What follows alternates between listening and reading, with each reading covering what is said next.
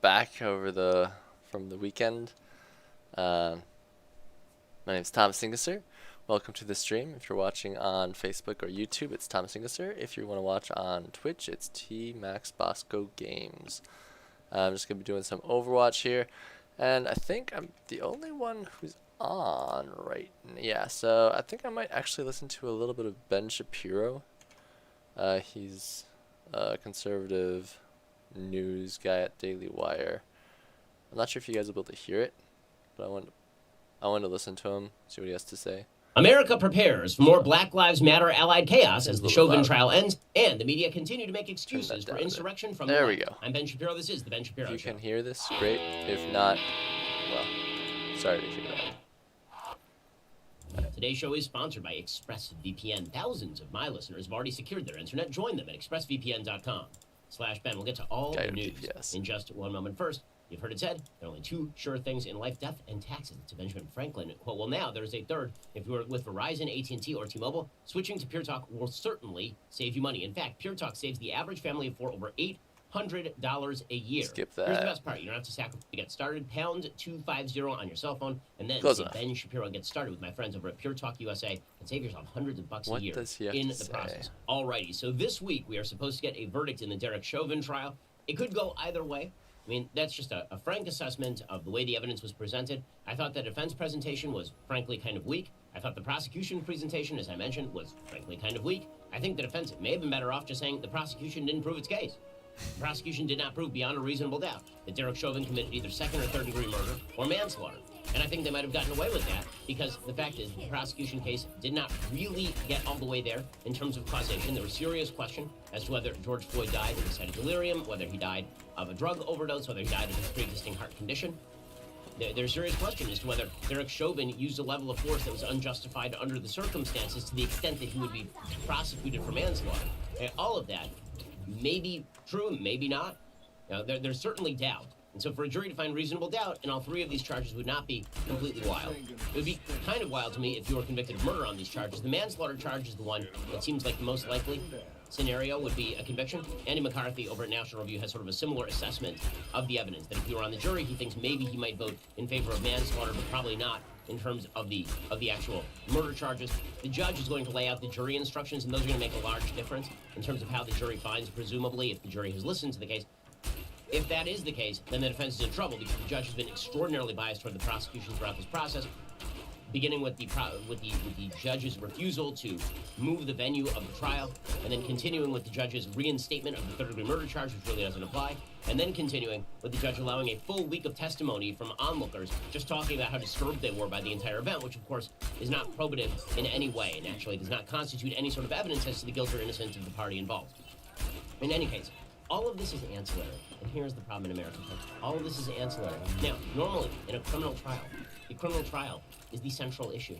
Normally, in a criminal trial, what's happening in that courtroom is the central issue. What happens with the defendant is the central issue. What happens to the victim is the central issue. In this trial, that is not the case. And this has been true in the United States for quite a while. It is completely ancillary. The only thing that trial is a wick. Okay? Is the wick going to get lit, or is the wick not going to get lit? If Chauvin is convicted, the wick presumably will not be lit. If Chauvin is acquitted, the wick will be lit, and there will be a massive conflagration, and everybody knows this. Which means that we have been treated to the spectacle of the press running around since January 6th, saying that the largest scale threat to the American government, the largest scale threat to our way of life, is a bunch of tool bags running into the Capitol building wearing Vikings horns. Okay, now, here's the thing. That was terrible. I talked about it extensively. I said that it was some of the worst imagery I'd seen in America since 9/11. The idea of rioters running into the Capitol building itself and occupying the speaker's seat and threatening the Speaker of the House and threatening the Vice President of the United States just after the President had spoken. And to be clear, that was a breakaway group. There were probably 100,000 people who were there to hear Trump speak, and there was a small group of morons who decided that it would be a great idea to go take over the Capitol building. It was dangerous, and it was vile. The notion that this provided some sort of large-scale threat to the Republic was asinine, as proved by the fact that the minute that those people were cleared out, Congress went right back to its chamber and did exactly what it was going to do in the first place. There was never a true threat to overthrow the government of the United States on January 6th. Not in any practical, meaningful way. There was a true threat in the sense that these people were threatening to do so, but they didn't have the power to do so. What we are watching right now across the United States, however, is an attempt to overthrow, and we are looking at getting rid of systems in the United States specifically on the basis that they are all corrupted at their root and they must be torn out. And if it has to happen through violence, it will happen through revolutionary aggression. What we're watching is the rise of left-wing authoritarianism, aided and abetted by the media and by the Democratic Party. It is aided and abetted by people in power. If you're talking about an attempt to overthrow systems of the American government, you have to pay attention when that is happening from within the House. In the same way that it would have been a much bigger story and a much more important story, January 6th, if there had been members of Congress or the Trump administration actively colluding with people to overthrow the republic. The notion that you have people in power in the United States who are actively willing to overthrow things like due process, who are actively willing to overthrow things like fealty to law, who are actively willing to overthrow the idea of equal rights under the law in pursuit of some sort of utopian equity scheme, that is a form of soft insurrection. And that is deeply, and in some cases hard insurrection. It is deeply disturbing to watch. How is it that we are living in a country where we are at the point where we are worried that if the mob does not get its way in the Chauvin trial, right or wrong, if they don't get their way, we know that things will burn. Can you think of anything else in American life that is like this? Seriously, can you think of any other example that is like this, where you know that if a group of people does not get its way, that that group of people will run around burning things, and the media will cheer them, and members of a major American party will proceed to clap them on the back and call them friends? Even after the January 6th incident, did you see lots of Republicans emerging from the woodwork to talk about how these people were wonderful and justified? Can you name 5 mainstream Republicans who said this? I can't, because they don't exist. But you can't find anybody in the Democratic Party to condemn Black Lives Matter riots. You can't find. If they condemn the rioting, they certainly won't condemn the underlying ideology of the rioting. You won't find 5 Democrats in America to talk about what's happening in Portland.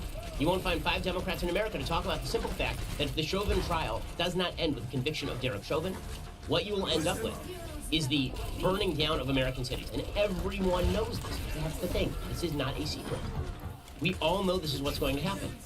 And they're being clear about this.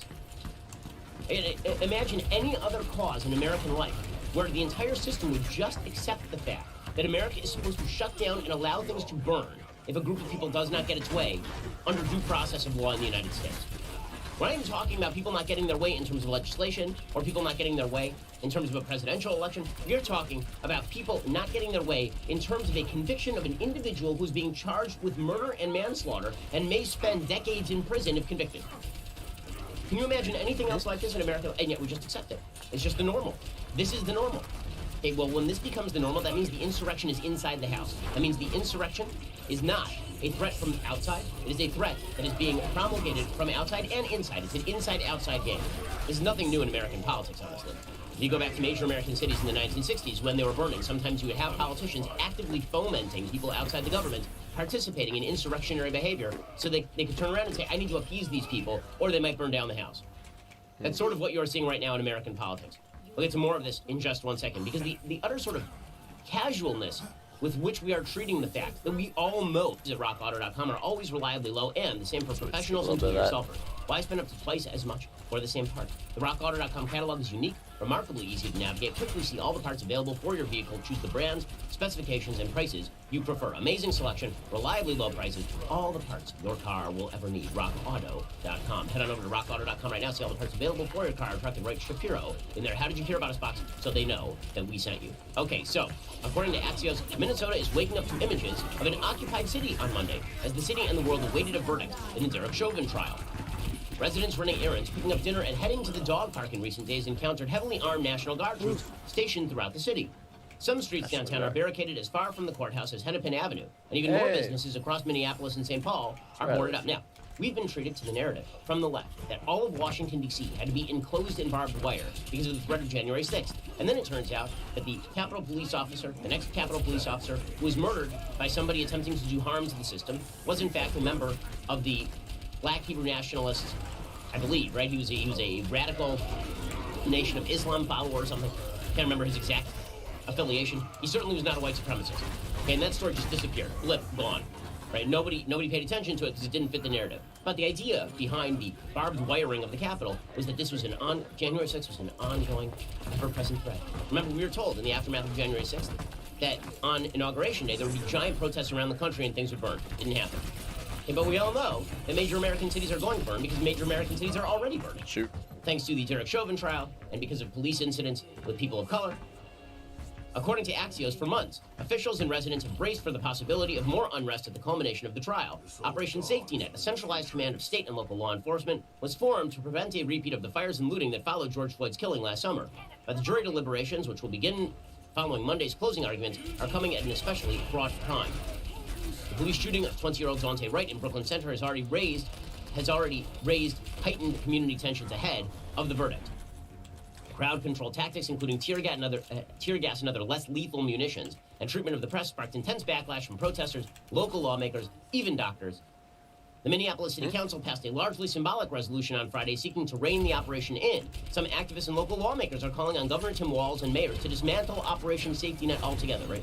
These are people who are fine with people rioting and looting. Businesses remain on edge.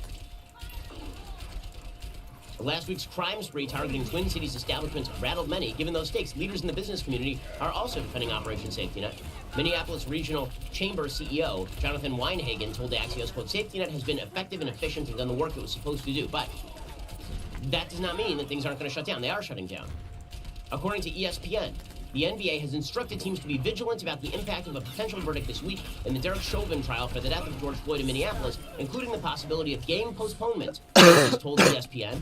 The looming specter of possible protest, civil unrest, and team reactions in the aftermath of a verdict has the league office preparing for the prospect that a night or two of league games could be postponed this week, sources said. Used to be, by the way, in the United States that only a natural disaster or a world war would actually postpone national games like this. But now, anytime there is a controversial verdict on a racial issue, we have to postpone NBA games.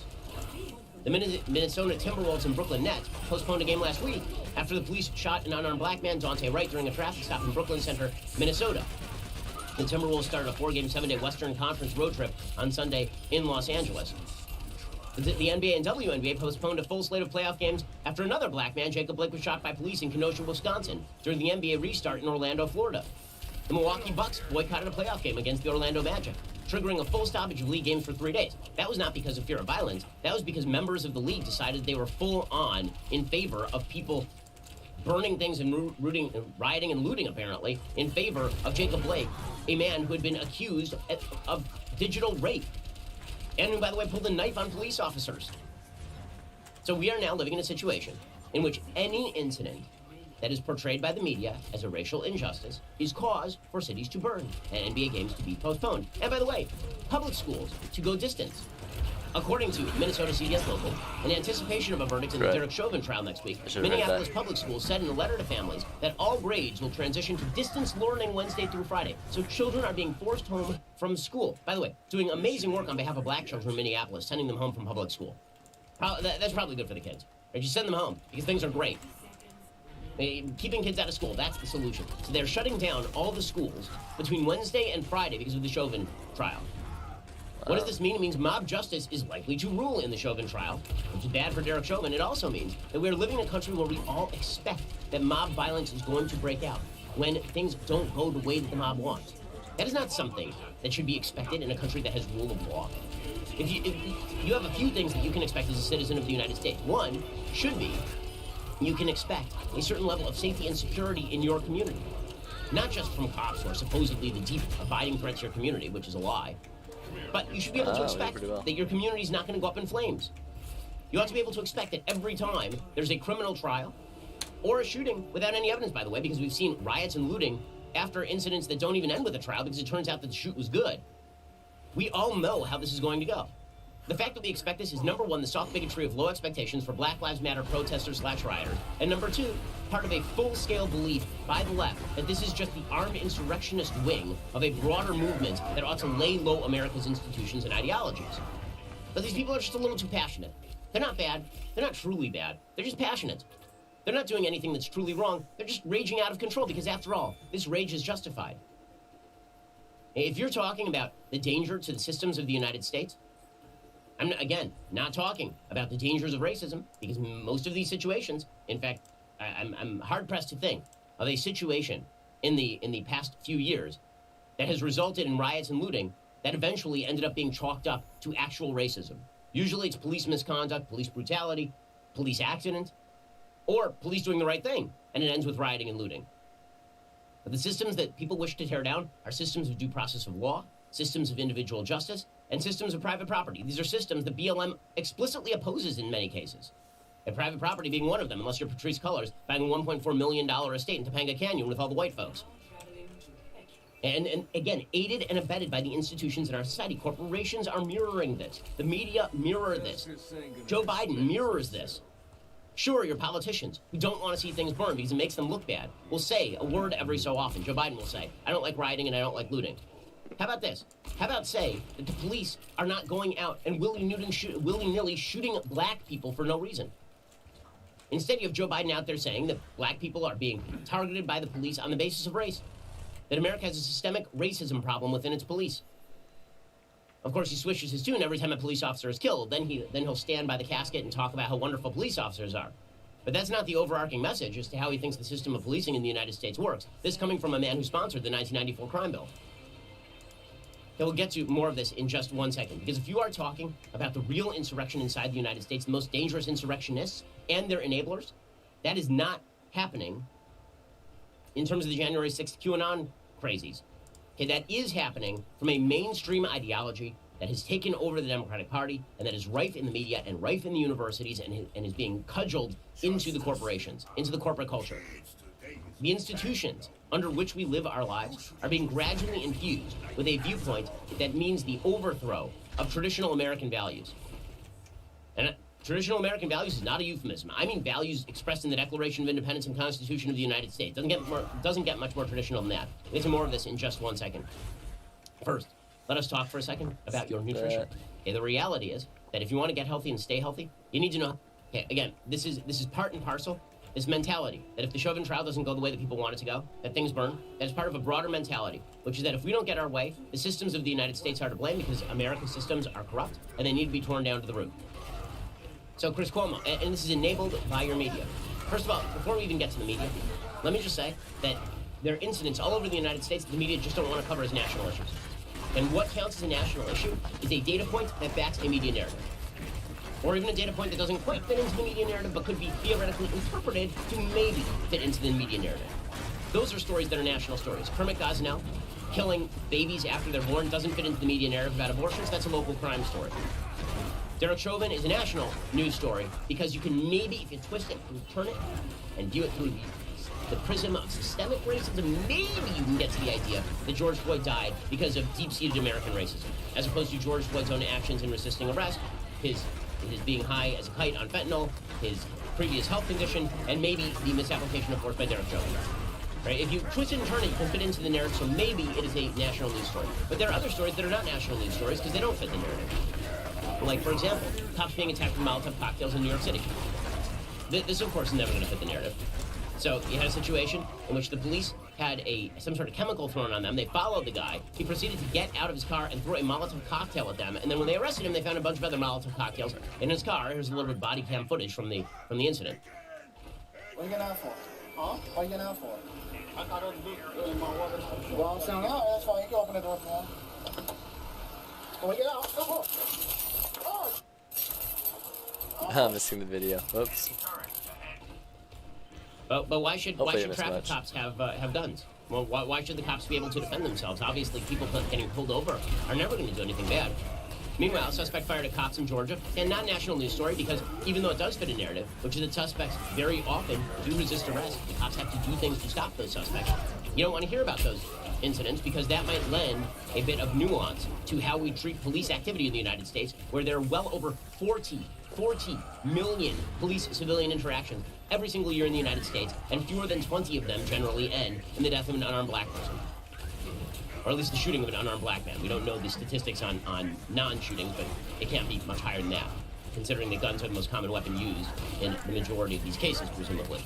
Okay, here, for example, is a situation in Georgia where a suspect fired a cop. Is this a national news story? Of course not. This is from the Carroll County Sheriff's Office. Yeah. How does that look to you? Looks safe to you? That is a suspect picking up a rifle and shooting at the cop. Now, have you heard a lot of calls for gun control on the basis of this particular footage? Nope. Because this footage does not fit the narrative. You call for gun control when it's a white person shooting up a Walmart. You don't call for gun control when it is a suspect of color shooting at the cops using a gun like that. Then you just ignore it, and it's not a national news story. Then you literally just don't talk about it. Then it is just not a national news story in any way, shape, or form. And the insurrectionist viewpoint here, that the United States is evil and needs to be overthrown from the inside if possible, and forced from the outside if necessary, has become extremely common on a wide variety of topics in this area. Maxine, now we get to the media and we get to the Democrats, who are softly backing this sort of stuff. Again, the rioting in Portland has been ongoing for months at this point. As John Sexton points out at Hot Air, rioting and arson in Portland have been continuing for literally months. There was a fatal police shooting at a park in Portland Friday morning. It started when a call was placed to the cops reporting a white man pointing a gun in the park. Police arrived. According to a witness who filmed the encounter, the man became irate. He was shirtless, didn't appear to be armed at that point, though the witness said he'd seen him with a gun earlier. Police attempted to issue orders and locate the gun. The man bent down and picked something off the ground. One of the officers shot him, and the man died at the scene. Now again, you notice that's not a national news story because it's a white person getting shot by the cops. Friday evening, there were 2 protests announced. An Antifa account called for occupation of the park where the shooting happened. They said that BLM was not welcome because, quote, this is, again, according to Antifa, to be clear, Black Unity and BLM Squad are not welcome at the occupation because all they do is bring megaphones to exploit Portland's white guilt and swoop bleed. Okay? Sounds kind of racist. Both the Antifa and BLM march blocked traffic, but the Antifa march was eventually declared a riot. It was the 3rd riot in 5 days. And Noe, of course, had the footage because this is some of the stuff that he covers. You can see Portland burning.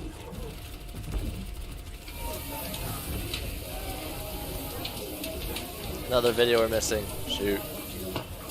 Oh well. And they targeted the Portland Historical Society and the First Christian Church in downtown Portland. They spray painted "No More History" on the Oregon Historical Society, which, I mean, at least they're saying the quiet part out loud right there. No more history. They targeted Nordstrom and Nike, so all of Nike's wokeness didn't buy them any help from Antifa. Meanwhile, and they painted "Killed Cops" on the side of buildings, which is always great. Meanwhile, rioters decided that they were going to go hog wild in Oakland as well.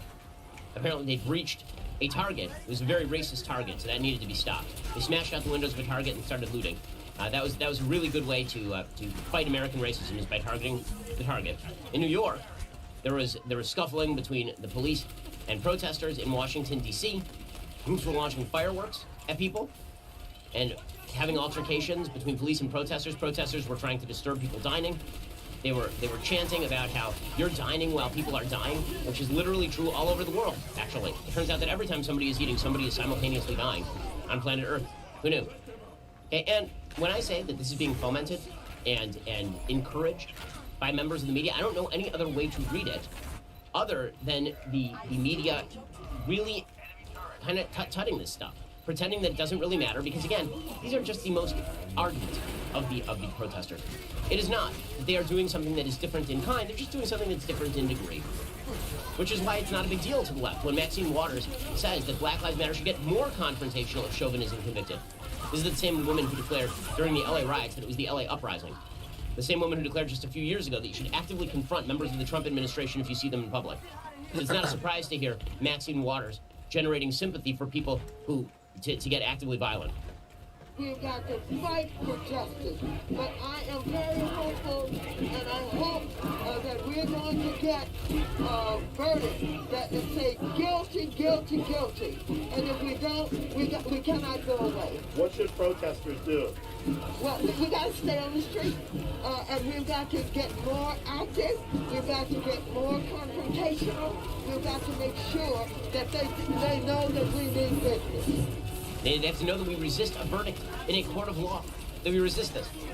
Hey, how's that anything but sympathy for people who are rioting and looting? I'm having a hard time finding any rational interpretation here other than that. We have to get more confrontational. We have to stay on the streets. Imagine if Republican lawmakers did the exact same thing in the aftermath of January 6th. Can you name any who did? Seriously, I can't. Maxine Waters has been saying this stuff for 30 years in Congress, and not a Democrat will condemn her. Not one. There won't be a single one. Meanwhile, the media providing cover for this sort of stuff. That's pretty sad, actually. Even in soft ways. Again, soft bigotry of low expectations with regard to behavior. So CNN Miguel Martinez, he was at some of these riots the other night in Minneapolis, and some of these protesters went over and started attempting to confront, as Maxine Waters might say, the members of the media. And here's Miguel Martinez kind of, they're just angry. Somebody hit me with a water bottle, and then we sort of just started moving toward our cars. They continued to sort of pelt us with whatever they could find. we got in the car and we took off. I cannot blame them for being angry, but, you know, a lot of people are very angry, suspicious of the press, the corporate media. All those things come into it at these places, and it was just one of those situations that it was intense. There were people who were angry at everything and everybody, and we happened to be in the wrong place at the wrong time. Oh, we happened to be in the... Actually, no, you were in the right place at the right time doing what is called reporting, and then a bunch of people acting like garbage decided to attack journalists. It's unbelievable. This is on CNN. I cannot blame them for being angry. Now, just imagine for a second that this has been a crowd of Trump protesters angry at everything from Covington Catholic coverage from CNN to the Russia collusion nonsense pushed by CNN for years. And imagine that they had actually started assaulting journalists. It would be a national news story. It would be a national news story about how Trump supporters are viciously anti-media, how Trump had driven the violence, and how the true authoritarian threat against the press in the United States is coming from the right. Right? We all know this. CNN tried to generate that story even without evidence that people were really targeting the press in mass numbers. They tried to generate that for years. And yet here you have active examples of rioters and looters and protesters who are actively mobbing and harming journalists. And you have the journalists themselves saying they were very angry. I can't blame them. The reason you can't blame them is because you agree with them. That is why you can't blame them. Because you, the objective journalists, have taken the view that they are correct on the merits. And because they're correct on the merits, they're just your allies. They're just your allies who are a little out of control. They're just your allies who may have gone just a little bit too far. If that isn't fomenting the ongoing insurrection against systems of justice in the United States, I don't know what is. You're literally saying, okay, you hit me in the head with a water bottle, but you know what? You know what? Your heart was in the right place. Your aim was off. Your heart was in the right place. Because they're against the corporate media, you know?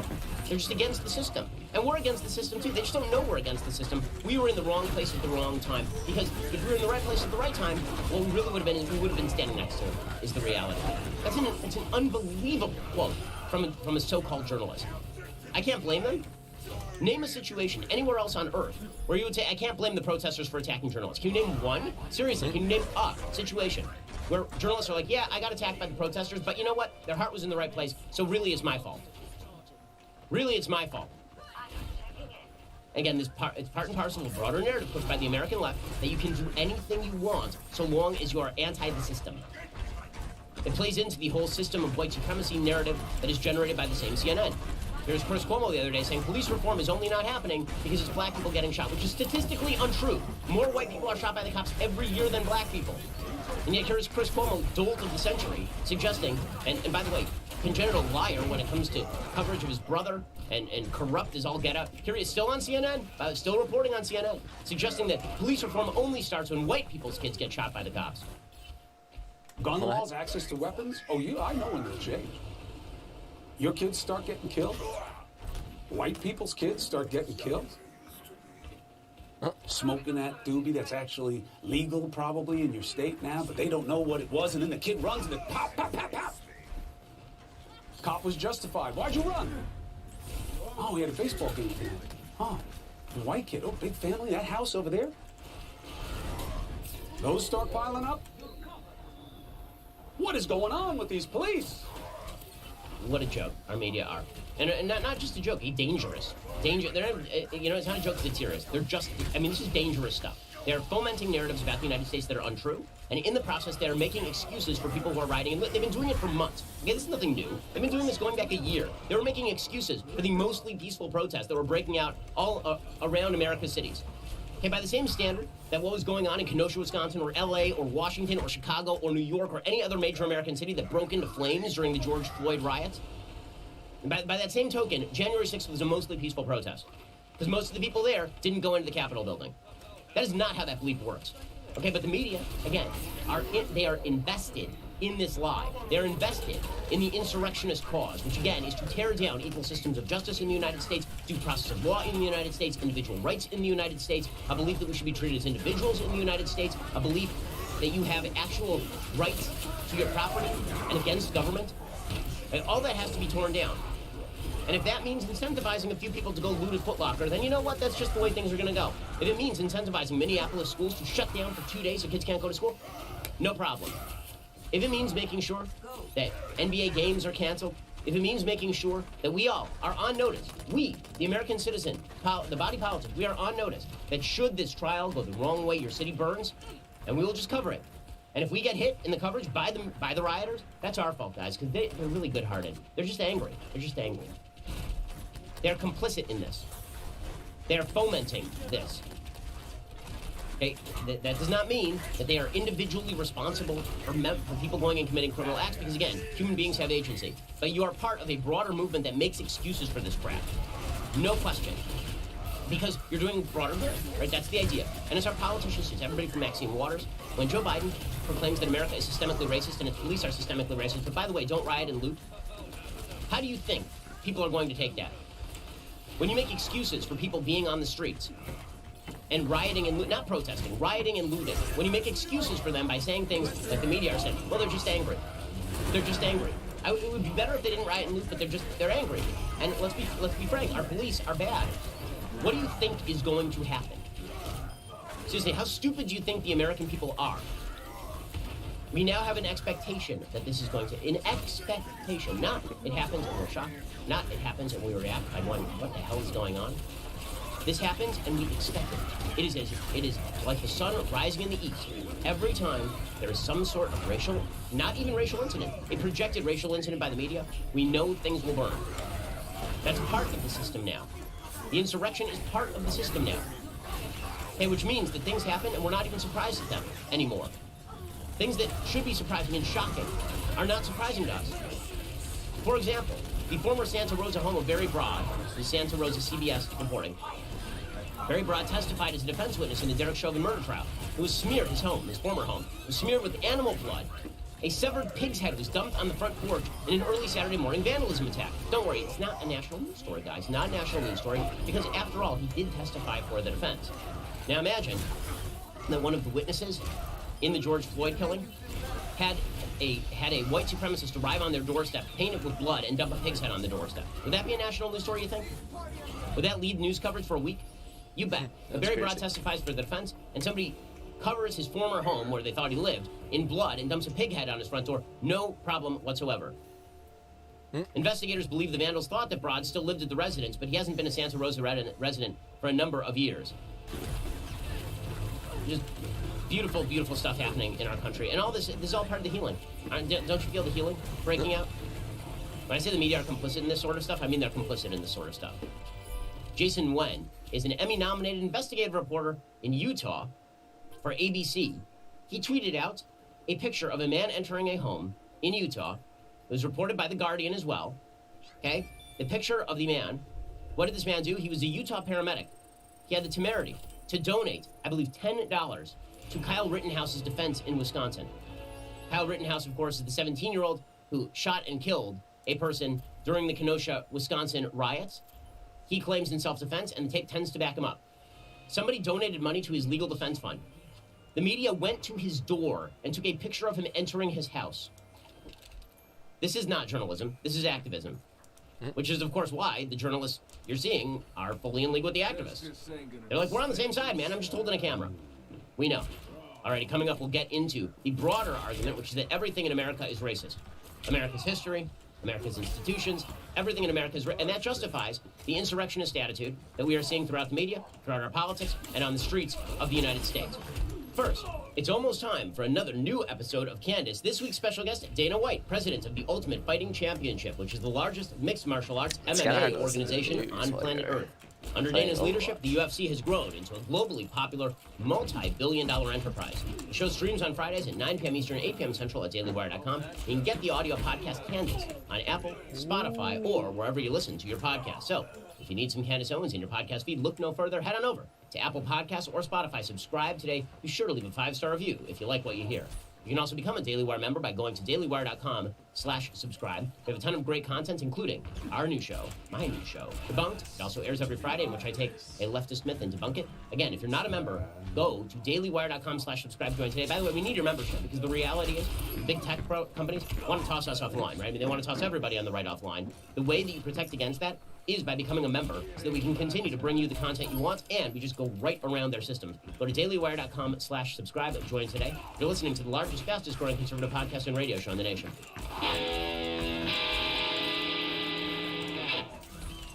Again, the narrative when it comes to January 6th is that it was part of a broader American movement. Where's the broader American movement? Where is it? Where's the broader American movement that seeks to overthrow America's institutions, completely rewrite them, destroy them from the inside, get rid of rights in the Constitution of the United States, get rid of the notion of individual rights? Where is that? Seriously, where's the broad movement? What I see was some nuts. Because, statistically speaking, that's what we were watching. Okay, it was like several hundred people. But what I'm watching on the other side is institutions that have been completely collapsing from the inside in favor of a mentality that says that America's basic notion of itself is not only wrong and unjustified, but needs to be torn asunder. And which is why you have people like L.Z. Granderson appearing on ABC's This Week saying that America continues to be white supremacist. In terms of Marjorie Greene and that particular caucus, in denouncing her, many Republicans talked about how America wasn't built on these ideas. The reality is this country was built on white supremacy. And the reason why she supported it is because white supremacy is still very much a part of the American fabric. So until we can acknowledge that, we're going to constantly address these racial issues, particularly as it pertains. We're going to have to end there, but you made your point. And Martha Raddatz, everybody here is nodding along. It's very important that everybody nod along to all of this nonsense. If you don't nod along, this means that you're not woke. It means that you don't understand America's horrific history with race. It means that you're not part of the movement if you don't nod along to this sort of stuff. By the way, what L.Z. Granderson is referring to there is the fact that some of the more right-wing members of the Republican caucus, including fringe members like Marjorie Taylor Greene, who have posited that they wanted to create an America First caucus. That America First caucus was supposed to work toward an infrastructure that reflects the architectural, engineering, and aesthetic value that befits the progeny of European architecture. Right? Basically, people saying they don't want brutalist architecture; they want to see, things that look like classical Roman architecture. It's sort of the architecture that has traditionally characterized Washington, D.C. Also, the 7-page document outlining the vision of the proposed America First caucus mentioned the term Anglo-Saxon. They talked about Anglo-Saxon heritage. And this was treated, of course, as evidence of deep, abiding American racism. Because how dare you mention Anglo-Saxon heritage? I have a piece of awkward news for folks. When it comes to the law and our systems, those are of Anglo-Saxon extraction. They just are. Anglo-American legal systems have been discussed by virtually every American president, including, by the way, Barack Obama, who not all that long ago was talking about the importance of habeas corpus on the floor of the Senate and talked about our Anglo-American legal heritage. Weird, because it must be a racist, that Barack Obama. The world is watching what we do here today in America. They will know what we do here today. And they'll treat all of us accordingly in the future. Our soldiers, our diplomats, our journalists, anyone who travels beyond these borders. I hope we remember this as we go forward. I sincerely hope that we can protect what's been called the Great Writ, a writ that's been in place in the Anglo-American legal system for over 700 years. By the way, you can see how all of this has shifted over the course of time for the Democrats. How terms that are not racist are now being treated as racist. If you believe that Anglo-Saxon heritage is somehow a rip on people who are not of Anglo-Saxon extraction, I'm Jewish, okay? I have no dog in this Anglo-Saxon heritage brigade. Right? I'm of Jewish extraction. So I, like Antonin Scalia, am not somebody who feels that particular ethnic description fits me. But here's Antonin Scalia, an Italian, talking about how Anglo-Saxon heritage has shaped the United States. This is not a matter of historical conjecture. This is a matter of historical fact. You can call it racist as much as you want, but the simple fact is that there are many good things about our Anglo-Saxon heritage. As a culture, those are good. Nobody is saying that everybody in America needs to be Anglo-Saxon. I'd be out. And so it's Scalia. So probably half the country. Here's Antonin Scalia making exactly this point just a few years back in 2006. The French-Swiss professors I had would refer constantly to les pays anglo-saxons, the Anglo-Saxon countries, meaning England, the United States, Australia, New Zealand, okay, Canada.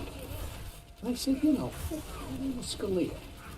And what as American as anybody? Look at his face. Is this an Anglo-Saxon face? I had never been in England, but at the end of my year, I went to England. I felt it. There is no doubt that American culture, American common culture, which nobody has to belong to, originates with English culture. Okay, why is that even remotely controversial? It's controversial because anything is evidence that the true threat to America is this intense white supremacy that continues to govern our lives, despite the fact that it's pretty incredible that in a white supremacist country, a thoroughgoing white supremacist country, you can expect that every 5 minutes or so there's going to be a riot, looting justified by the media, and then tut-tutted by Democrats, while saying that the rioters and looters have the justification of good on their side. And of course, all of this ties in that broader American narrative that is being pushed by the left is about tearing away at the civil institutions of the society. It's about tearing away any commonality we have between ourselves, separate from racial tribalism. It's about making the country a worse place on the basis of the argument that America is already a terrible place. And it's not true. America is not a terrible place. It is not a terrible place for black people. It is not a terrible place for white people. It is not a terrible place for green people. It is, in fact, the best country on earth to live if you're a black person. Name another country you would rather live if you're black. Seriously, I don't know. I don't know another country where I'd rather live as a Jew. It's an amazing, amazing country. Why the God bless America. Intense push by the left to rewrite the American bargain on the back of lies about what America is, and then to wink and nod at people who are engaging in acts of vandalism, looting, rioting, burning, arson, attacks on police officers. Shoot, that's a lot. And to treat that as not some form of larger insurrectionist attempt to overthrow these institutions in the soft, non-legal sense. I don't know what you're watching. I don't know what you're watching. You have a right, as an American, to expect that the systems of power in the United States, the systems of government under the Constitution that are constrained by the Constitution and the Declaration, are not overthrown by people who wish to see them die.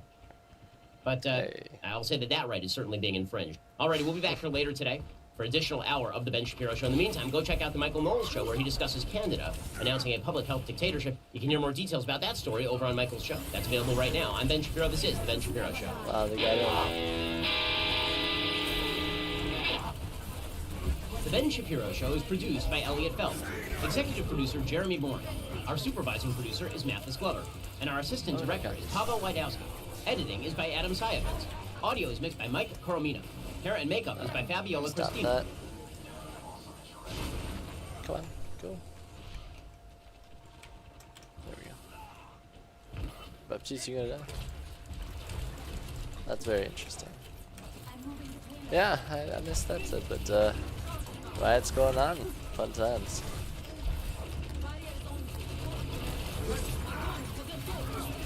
My bad. Fed that one away.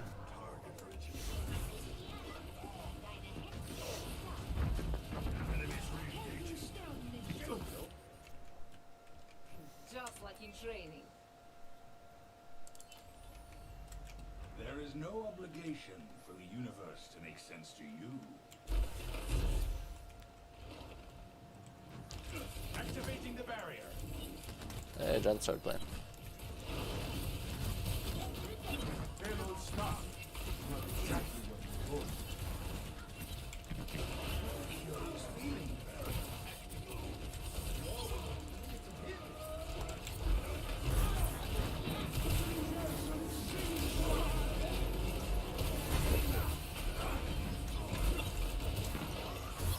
Bap's really good.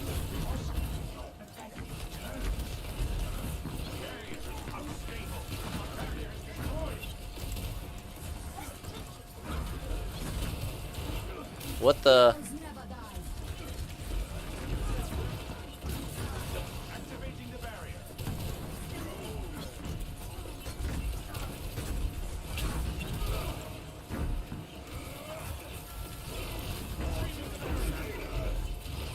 Oh, that's a lot of lag.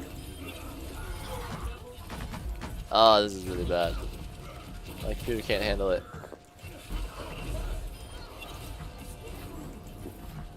Oh, gotta see what's going on.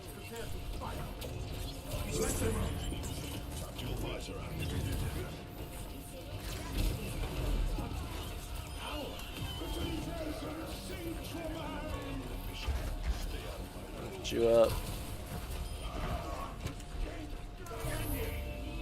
Yeah, that's close that down. We just struggled with some lag there. I don't know what happened there.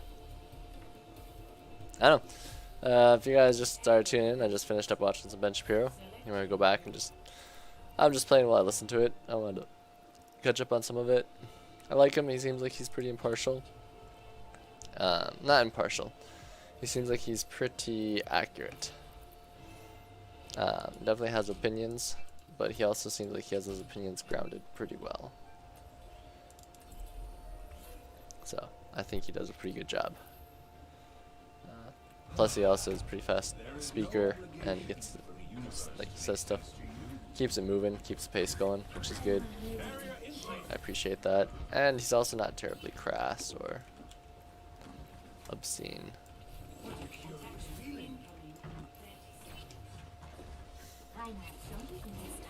But yeah, my name's Thomas Ingesser. Check me out on YouTube and Facebook under Thomas Ingesser, or you can see me on Twitch under T-Max Bosco Games. If I ever get time to do more of these, more interesting stuff, I might. Let me know if you have any ideas for stuff I could do. I can't really see any chats while I have, well, since I don't have two screens going.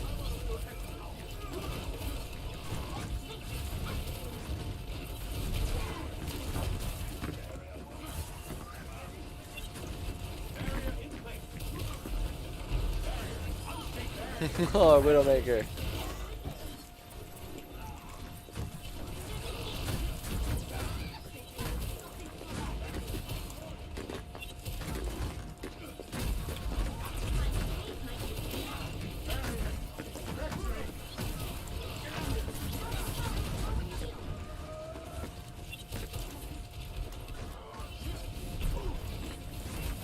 Oh, what the? Yeah.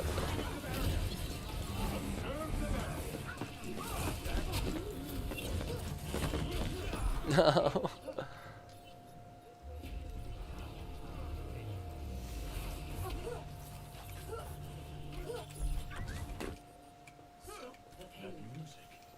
It's playing again.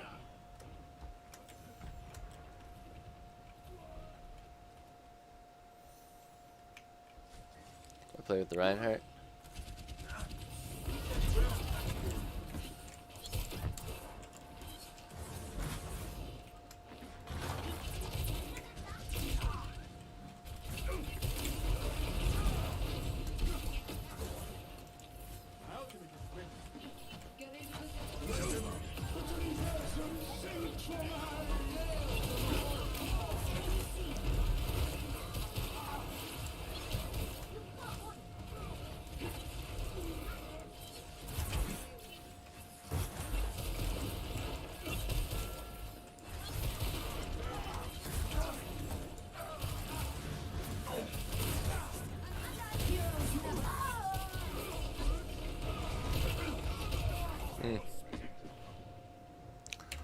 Alright, switching off to a Diva, I think.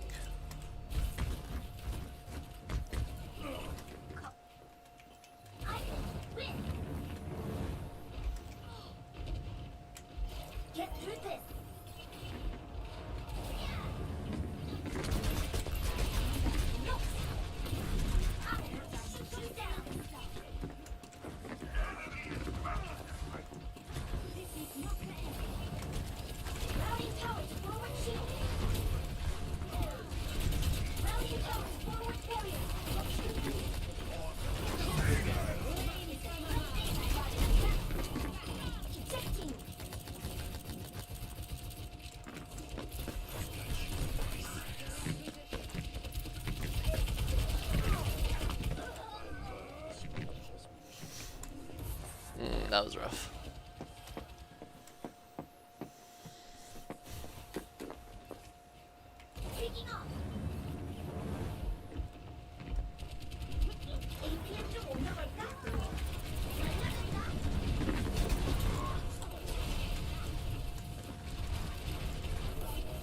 Where'd their soldier go?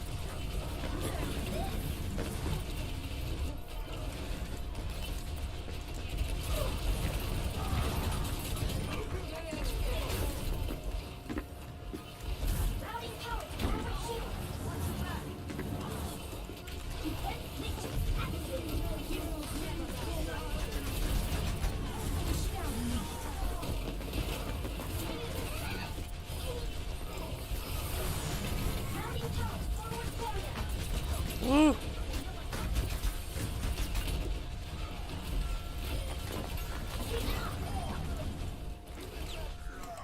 That was intense.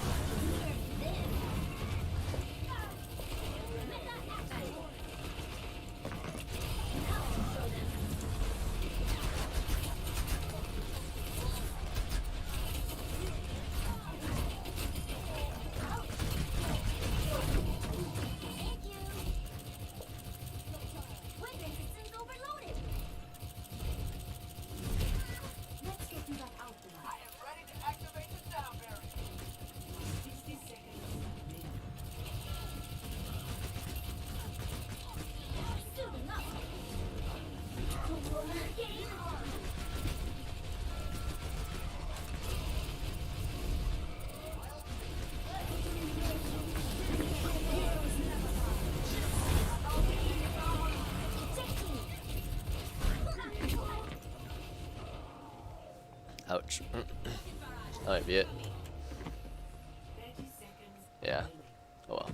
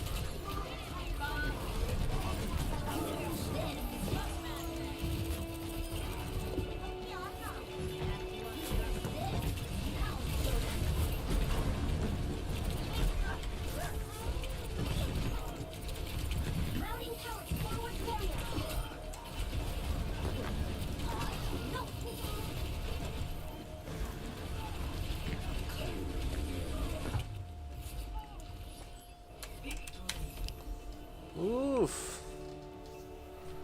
Getting some pretty solid victories here. Tanking.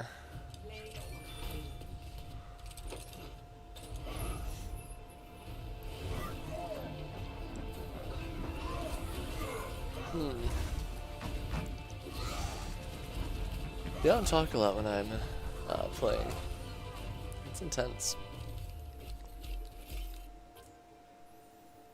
Our DPS were kind of popping.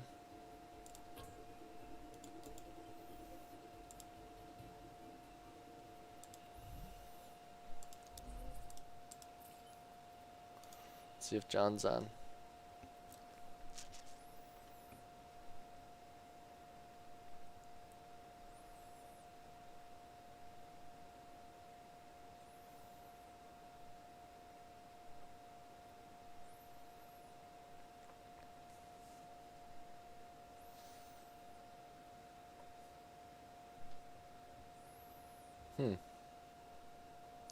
Well, I don't see him on.